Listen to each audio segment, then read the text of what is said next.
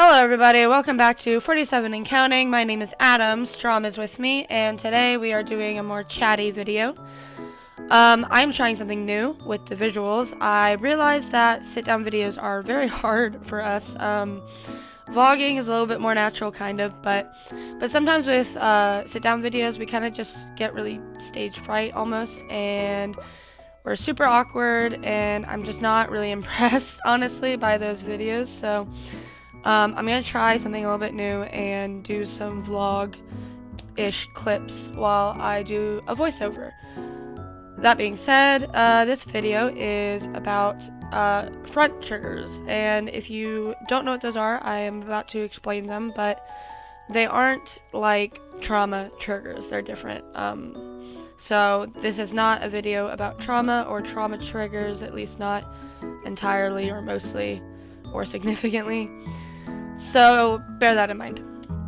So pretty much every system, to my knowledge, has a good amount of front triggers. I think a lot of us just don't really know what they are because they're pretty covert, just like the disorder is in of itself. However, there are different kinds of triggers. The vast baseline of these triggers being positive and negative. There are also neutral triggers, and I'm sure other kinds as well, but in my experience, these are the biggest ones that I have been working with. A positive trigger is exactly what it sounds like. It is something that instigates one alter or multiple alters to come to the front. It is something that does that in a positive light. It is very comforting, or it's exciting, or makes you happy, or whatever it is. You're not coming in upset. You're coming in almost even excited to front. If you're not, because some alters are never excited to front, it's at least more bearable usually. In this case, my example is our alter Miles. He really likes a couple of different songs, but the biggest thing that gets him is when we are in a good mood or leaning towards starting to be in a good mood, and we start playing Outlast or seeing something about Outlast or talking about Outlast. It's a lot of Outlast, the game, to be clear, not that show. But yeah, he really likes his source. He really likes talking about the game he's from, and so the minute someone mentions Outlast and we're even kind of in a good mood, Miles will probably front. Then there are negative triggers, which are exactly what they sound like. There are triggers that bring an alter in a bad light. They either are very angry, or they have some words to say about whatever happened, or it was a trauma trigger in of itself. Like I said, it is somewhat relevant. It often is a trauma trigger. For example, our alter Remy, we have some family issues, and if we get like a bad call with a family member, something that makes us really angry and feel betrayed or not listened to, something like that, Remy will come in swinging. She is a very angry alter, and she's not really afraid to express that. So if there's something going on with our family, she's likely to be one of the ones to front during that time. Now, these triggers can be minor or big. They can be trivial or huge. It doesn't really always matter. Sometimes all that matters is you're in the front now. What do you do next? And that's something that's really helped us kind of deal with specifically negative triggers. A lot of the times we'll have someone with a lot of anxiety front, and then we will try to combat that by doing something really relaxing. In this case, Strom actually has a lot of anxiety, and he will put on Saw 4. It's one of our biggest comfort movies right now, and especially to him, he really loves that movie. So that's something we kind of do to combat that kind of negative trigger.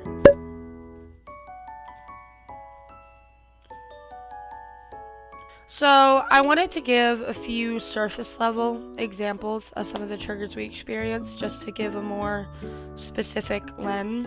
Nothing too deep into my personal life, but just some surface level things.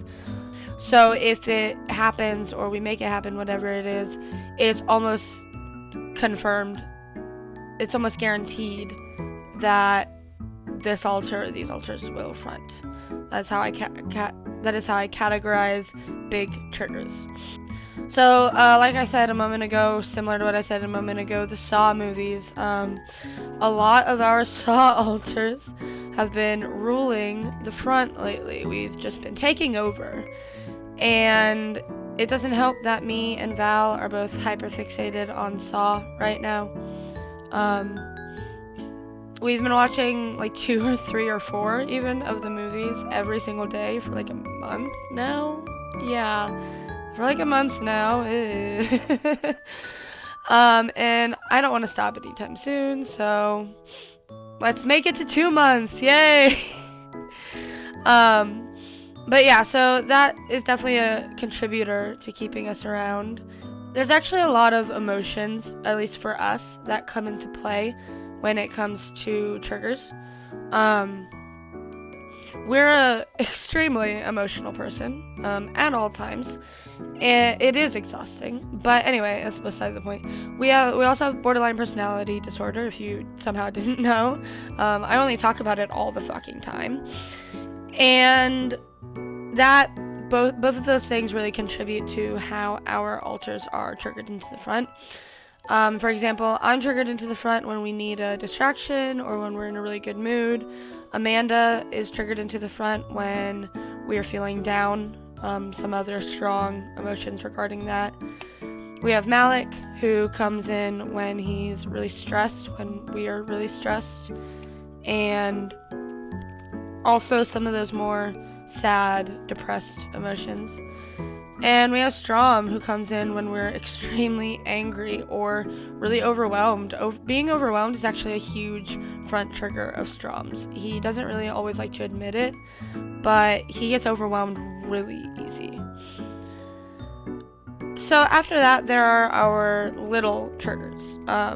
Things that are kind of minor, sometimes work, usually but not always work, something like that. I talked a little bit about Strom's anger and stuff, but it also works if it's just pure irritation. If we're just kind of annoyed in general and the Saw fictives have been fronting, Strom is gonna come into place. He's gonna front. All of these little triggers are about Strom. Because he's the one who, aside from me, has been fronting the most lately, but I really only have a couple front triggers. He's a lot more complex than I am, I guess. I'm kidding. There's a scene in Saw 5 he can't watch. It's when his source dies, and we learned that we can't even listen to the audio in that scene without getting really panicky and dissociative. So that's a trigger of his. I guess that's more of a major trigger. I didn't know that before I wrote the outline for this video. We thought it was more of like a, oh, we talk about it too much and he'll come. No, we can't do it. Strom also really likes coffee, so if we are not in a specific kind of mood, if we're in a more broad mood, or if we're in an irritated, whatever mood, and we make some coffee, he'll probably front. And lastly, Strom just really likes to work. So if we're writing, if we're researching for a video, something like that, Strom will probably front. There are other triggers for other people, but they're just a little too personal to talk about, so there's that. However, I, Adam, front a fucking lot. I don't know why, because I'm a mood booster, and usually mood boosters really don't front that much, but here I am. Not everything is based off triggers. Sometimes things just fucking happen, and they definitely have a reason. But it's kind of like anxiety and depression, right? It's like, there's always a reason, you know, every time. Whether it's your brain chemistry, or your environment, or your just triggers in general. There's always a reason. It's just sometimes near impossible to figure out what that reason is, especially if it's just your brain chemistry. You can't confirm that. Sometimes, you know, things just happen, but they always have a reason, so don't think that your extremely covert trickery disorder don't think that with that there's just no reason that someone fronts. But keep in mind you're not always going to know the reason, and that's fine. There's also something that I call frequent fronters. I think that's a common term, but I don't know. And I think it's pretty common for people to experience this, but I don't know. But frequent fronters in my eyes are fronters who front frequently. Pretty easy, right? People who are usually the ones to be picked, if you will, by the brain to be put in the front. They don't spend a lot of time out of the front, and it's usually the same rotation of people. Now, obviously, because of Saw, we have all of us fronting. We have been having a lot of Saw ultras split or come forward as well, and they get thrown into the rotation somehow, even if it's kind of rare. We have also, however, had a couple of other alters being able to front, which is how I know the Saw alters aren't front locked, because we've had Capricorn, because we've had Capricorn front, Conan, Chrissy, lots of C's, Johnny, some others. They've all been able to front in between all of this, just not a lot, not frequently. So that's my experience with that. The next thing I wanted to go over is just why triggers are important to acknowledge. I have actually quite a few reasons here on why it's important to talk about this kind of thing, at least with your system, right? First of all, they can be used intentionally. People don't like to admit this, but you can if you find it necessary or if you want to. You can kind of guide who comes into the front. No, you can't control it. No, we can't just pick. We can't just choose. But you can use some tools to try and guide it, see if it works, you know? And using these triggers, specifically positive ones, because you never want to intentionally use a negative one. You never want to do that. I think it's very abusive to yourself. That's just my opinion, but that's why I don't think you should ever do that. So if you say your trigger item, your positive trigger item is a blanket, as I was saying, don't be afraid to go grab that blanket and put it over your shoulders and just lay on the couch for a minute until the altar who's attached to that blanket comes to the front.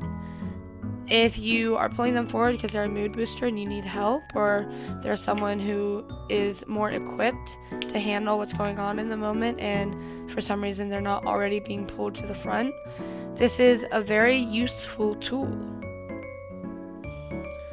Next, you can learn to avoid this kind of thing. If you don't know that the smell of gasoline triggers you, you're not going to figure out how to avoid the smell of gasoline. You're just going to feel bad every time you smell it, and you're going to wonder why, and that's going to be it.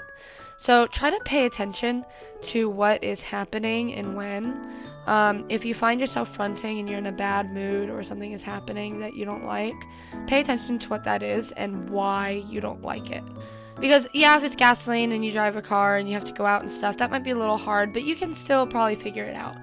But if it's something like, I don't know, maybe there's a decoration on your wall that you used to be attached to, but now really triggers you, put it in a tote, put it away, look at it later, decide to toss it or not later, just put it in a tote. The next thing is it can be accommodated, such as the tote. You don't need to do anything permanent to accommodate yourself, although you can if you find that necessary. But, I mean, the tote is a great example. I have something, I'm not going to say what it is, but I have something that I sometimes just really don't like to look at. Sometimes it's really cathartic to have, and it's also not something that I could just replace. So I keep it, but a lot of the times it's not in my sight. It's completely out of mind, and that's okay because that's what I need. Next, it doesn't have to be an ambush.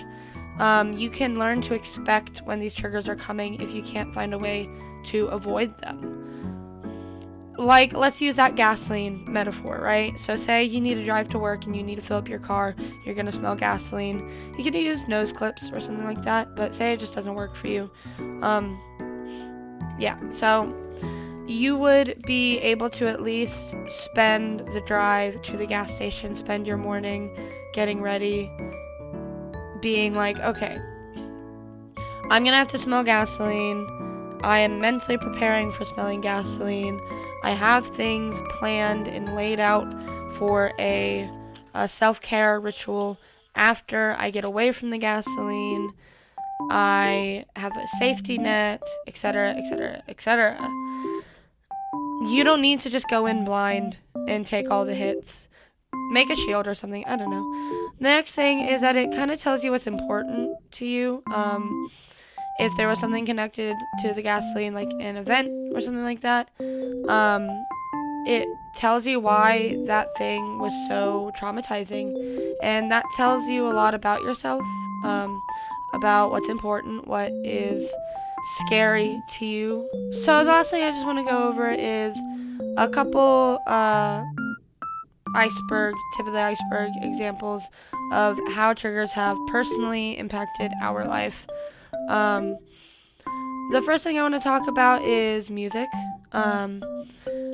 We can kind of guide the front and also our mood if we work hard enough by using music, listening to music and singing, or sometimes even making music. We have a lot easier time guiding people into and out of the front, especially because pretty much a huge significant portion of our altars have their own playlist that they listen to, or a specific playlist or album or whatever that they listen to pretty much exclusively when they front. So when we want, I don't know, Opalite to front, we'll probably put on the Life of a Showgirl album. If we want Delaney to front, we'll put on his specific playlist. If we want Lemon Sprout to front, we'll probably put on Hey Nothing, right? Like, it's tied to the altars, and that helps. That helps a lot. The next thing I want to talk about is so we have an altar named Cassandra, and she is one of our top tier rage holders. She doesn't front that much because of how angry she can get. And one time we had an ex-friend say something that we found extremely triggering. It was something that has triggered us pretty much our whole life. We've been working on it really hard, but it gets us still. And I won't say what that is, obviously, but we had an ex-friend say something about us to us regarding that, and Cassandra just she didn't lose it in the sense where she was like throwing shit or yelling at people, but she was kind of just like laughing really loud and over again and saying random shit that didn't make sense. And in hindsight, it's like a little funny. It was a little funny that she was just laughing like a evil villain or something like that. I don't know. It was also in the moment a little scary. Some people told me later, they were like, yeah, I was a little scared. And I'm like, yeah, sorry guys. So it can definitely cause moments like that where you either lose a little bit of control, or rather you lose a little bit of your fight, because I think you can always control yourself. It gets harder is the thing. But that being said, they can cause states in a sense. And lastly, I want to talk about crisis cleanup altars. I don't think this is a common term. I think I kind of just made it up myself. But crisis cleanup altars, I call altars who come in after a moment of crisis, a breakdown, a meltdown, whatever, and they clean up the mess. They are either usually a relaxer agent or a mood booster, and they take the time or take the energy to make us feel a little bit more put together. And a lot of the times that's reliant on some kind of positive trigger, or honestly sometimes a negative trigger that ends up just working out. It's not good, but it's not good, but it gets the crisis cleanup altars and they're able to do their job. So, but yeah, that was us and coping with some front triggers. Sorry, I'm losing my mind now. I'm starting to dissociate really hard. I will see you in the next video. I have nothing else to say. I hope you have a great day. If you like this video or have something to say in general, leave a comment. I love comments. And I will see you in the next video. Bye.